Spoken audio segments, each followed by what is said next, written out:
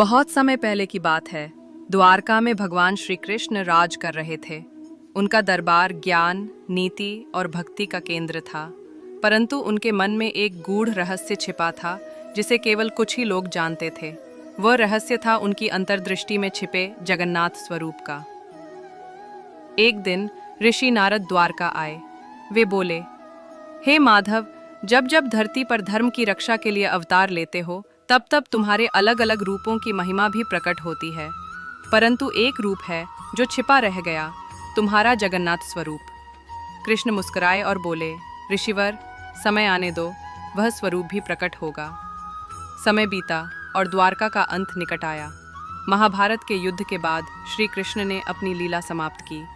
जैसे ही वे इस धरती से विदा हुए, उनके शरीर के अवशेषों को सागर लहरों ने अपने में समेट लिया, परंतु उनका एक हृदय जो भक्ति से स्पंदित था, सागर में नहीं डूबा। वह लकड़ी का एक टुकड़ा बन गया जिसे दिव्य दरु कहा गया। उसी समय उड़ीसा में राजा इंद्रद्युम्न को स्वप्न आया।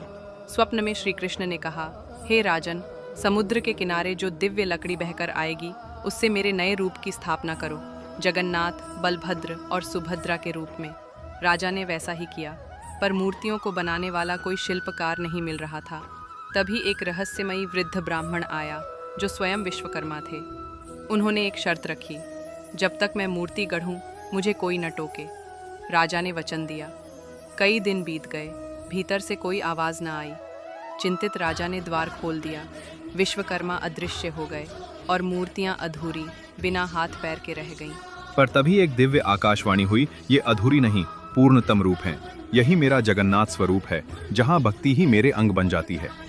आज भी पुरी का जगन्नाथ मंदिर इसी रहस्य और भक्ति की प्रतीक है।